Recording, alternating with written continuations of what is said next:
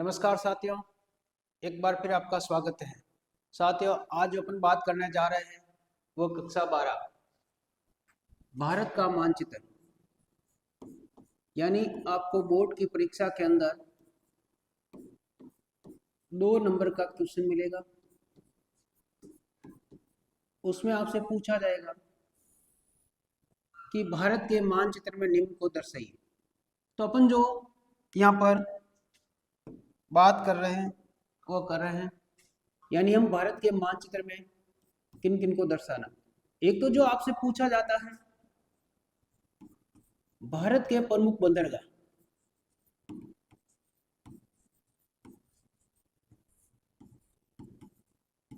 बंदरगाहों के बारे में पूछा जाता है। दूसरे नंबर पर आपसे पूछा जाता है भारत में कॉफी उत्पादक राज्य। यानी 2 की बात करते हैं अपन। तो देखिए, सबसे पहले मान लीजिए आपको भारत का मैप दिया हुआ है। इसमें आपको भारत के पहले आपको प्रमुख बंदरगाह दर्शाने हैं। तो देखिए कि भारत के प्रमुख बंदरगाह, टोटल बंदरगाह की संख्या कितनी है। यहाँ पर कुल कितने बंदरगाह है? 13 बंदरगाह है। अब सबसे पहले अपन बात करें कौन कौन से बंदरगाह है। तो देखिए, नंबर 1 बंदरगाह आया हुआ है कांडला बंदरगाह। कौन से राज्य में मिलेगा? गुजरात। कभी भी आप जब मानचित्र भरते हो उस समय आप इस प्रकार से जरूर करें, सिर्फ नाम नहीं लिखे, उसको बनाए आप। इसके बाद दूसरे नंबर पर नंबर 2 कौन सा बंदरगाह है? मुंबई। और मुंबई बंदरगाह कौन से राज्य में है? महाराष्ट्र।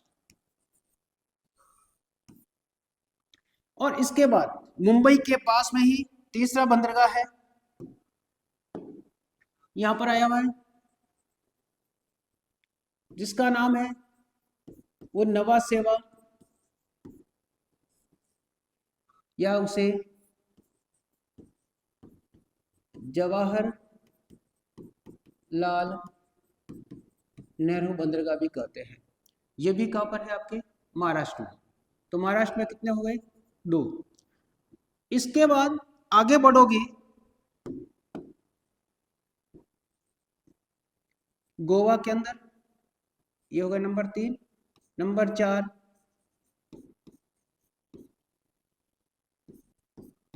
मार्म गोवा। कहां पर मिलेगा आपको? गोवा के अंदर। इसके बाद आगे बढ़े, 5 नंबर न्यू मंगलोर। कौन से राज्य में? कर्नाटक में। और 6 नंबर पे गए, 6 नंबर पे आपको मिल रहा है कोची, यानी कोची बंदरगाह। और कौन से राज्य में मिल रहा है? केरल। दिशा कौन सी? पश्चिम। ये पश्चिम, ये दिशा है दक्षिण। इसे कहते हैं दक्षिण पश्चिम तट। दक्षिण पश्चिम तट। और आप यहाँ पर आप लोगों के लिए क्वेश्चन भी बनता है। कई बार आपसे पूछा जाता है कि भारत के जो दक्षिण पश्चिम तट है, ये जो तट रेखा है और ये तट रेखा, इन दोनों में अंतर है कि दक्षिण पश्चिम तट रेखा है वो इस प्रकार से है, कटी फटी है। भारत की दक्षिण पश्चिमी तट रेखा अधिक कटी फटी क्यों है, किसके लिए उपयोगी है? इस तरह से आप एग्जाम में क्वेश्चन पूछा जाता है। तो आप लोगों को याद रखना कि भारत की जो दक्षिण पश्चिम तट रेखा अधिक कटी फटी है, और ये जो तटरेखा अधिक जब यानी इस प्रकार की तटरेखा है तो अधिक कटी फटी जो तटरेखा होती है इस तटरेखा पर किसके लिए उपयुक्त है? ये बंदरगाहों के लिए, यानी इस तटरेखा पर सर्वाधिक बंदरगाह विकसित। अब बंदरगाह कौन से? बंदरगाह दो प्रकार के होते हैं। आपसे पूछे कि बंदरगाहों के प्रकार, कितने प्रकार के बंदरगाह है? दो प्रकार। नंबर एक प्राकृतिक और नंबर दो कृत्रिम। यानी आपसे इस तरह से भी पूछा जा सकता है कि भारत के प्राकृतिक बंदरगाह कौन सी तट रेखा पर है तथा क्यों है? तो प्राकृतिक बंदरगाहों का निर्माण हमेशा उसी तट रेखा पर किया जाता है जो तट रेखा अधिक कटी फटी है। अब कौन सी कटी फटी तट रेखा है? तो आप कह सकते हो कि दक्षिण पश्चिम तट रेखा अधिक कटी फटी है। इसी कारण इस दक्षिण पश्चिमी तट रेखा पर किस प्रकार के बंदरगाह सर्वाधिक है? प्राकृतिक। और आपसे यह भी पूछा जाता है कि भारत का सबसे बड़ा प्राकृतिक बंदरगाह कौन सा है? तो अभी हम दक्षिण पश्चिमी तट रेखा पर है, कुल कितने बंदरगाह है? 6 बंदरगाह है। इसमें से सबसे बड़ा प्राकृतिक बंदरगाह कौन सा है? तो देखिए हमने 2 नंबर पर लिखा था मुंबई, तो ये कौन सा बंदरगाह है? भारत का सबसे बड़ा प्राकृतिक बंदरगाह है। तो याद रखना कि प्राकृतिक बंदरगाह ऐसे बंदरगाह जिनका निर्माण प्रकृति के द्वारा किया जाता है और इनका जो निर्माण होता हमेशा जहाँ तट रेखा कटी फटी होती है उसी तट रेखा पर सर्वाधिक है। अब आगे बात करते हैं कृत्रिम। और कृत्रिम बंदरगाह का जो निर्माण है कौन सी तट रेखा पर होगा? दक्षिण और पूर्वी तट रेखा। दक्षिण पूर्वी जो तट रेखा है वो कैसी है? सीधी और सपाट। इसी कारण यहाँ पर मानव के द्वारा सर्वाधिक बंदरगाहों का विकास किया गया है। इसी कारण जो मानव के द्वारा बंदरगाहों का विकास किया जाता है उसे कौन से बंदरगाह कहते हैं? कृत्रिम बंदरगाह। अब देखिए चलते अपन दक्षिण और पूर्वी तट रेखा पर कौन कौन से बंदरगाह है। तो सबसे पहले अपन चलते हैं तमिलनाडु। तमिलनाडु के अंदर ये जो बंदरगाह आया हुआ है नंबर 7, इस बंदरगाह का नाम है तूतीकोरन।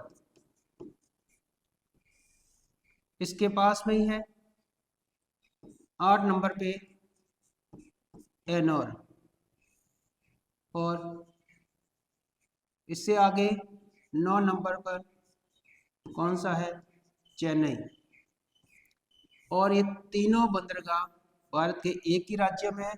कौन सा राज्य है? तमिलनाडु। तो तमिलनाडु राज्य में कुल कितने बंदरगाह है? 3। Number 1 Tuticorin, number 2 Ennore, number 3 Chennai.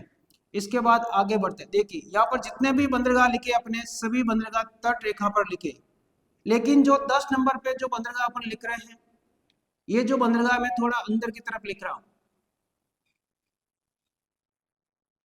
और ये जो बंदरगाह है इस बंदरगाह का नाम है विशाखापट्टनम।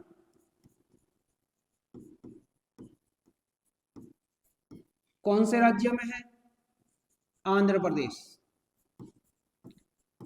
तो यहां पर आपके कौन सा क्वेश्चन बन रहा है? आपसे पूछा जाएगा कि निम्न में से या वो कौन सा बंदरगाह है जो आंतरिक बंदरगाह है, या वो कौन सा बंदरगाह है जो एक नहर के द्वारा, यानी विशाखापट्टनम बंदरगाह है यह एक नहर के द्वारा आपस में जुड़ा हुआ है, और ये जो बंदरगाह है इसी बंदरगाह को आंतरिक बंदरगाह कहते हैं।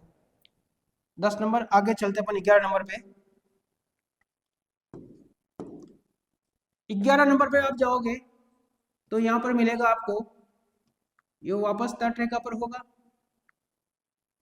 पारादीप। पारादीप किस राज्य में? उड़ीसा में। और इसके बाद आगे बढ़े तो यहाँ पर 12 नंबर पर मिला आपको कोलकाता। और कोलकाता के पास में ही यहाँ पर एक और छोटा सा बंदरगाह है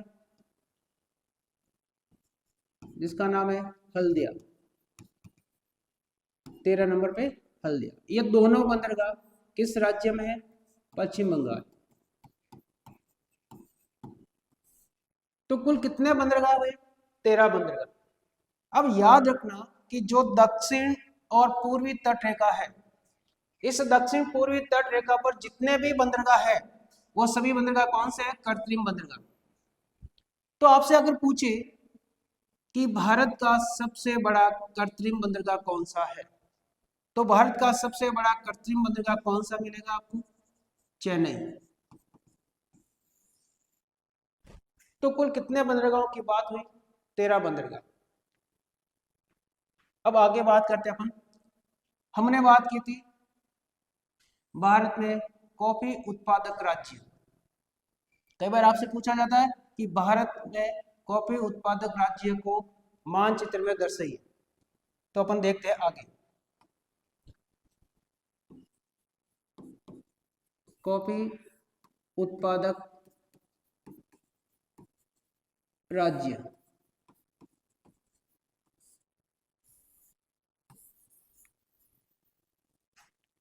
अब देखो कॉफी उत्पादक राज्य कौन कौन से हैं। तो भारत में जो सर्वाधिक कॉफी का उत्पादन होता है, नंबर 1 केरल, और इस तरफ आया हुआ है तमिलनाडु, और यहाँ पर कर्नाटक। और इन तीनों राज्यों में सर्वाधिक कॉफी का उत्पादन होता है। अगर आपसे पूछे भारत में सर्वाधिक कॉफी का उत्पादन कौन से राज्य में होता है या कौन से राज्य का पहला स्थान है? कर्नाटक। दूसरे नंबर पर केरल, और तीसरे नंबर पर तमिलनाडु।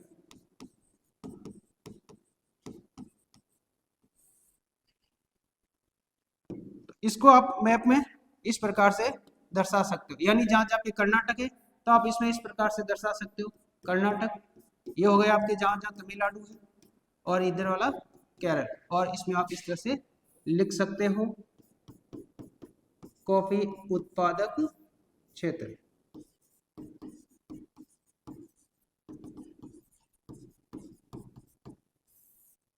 तो इस तरह से आपको मानचित्र को देखना है, यानी बोर्ड की परीक्षा में आपके कितने नंबर का? 2 नंबर। और आपसे इसी प्रकार से छोटे छोटे दिए हुए रहेंगे, और आपसे 4 पूछा जाएगा। कितने? 4। और जो एक होगा इस तरह से, एक कितने का? एक अगर सही करोगे कितने नंबर मिलेंगे आपको? आधा नंबर।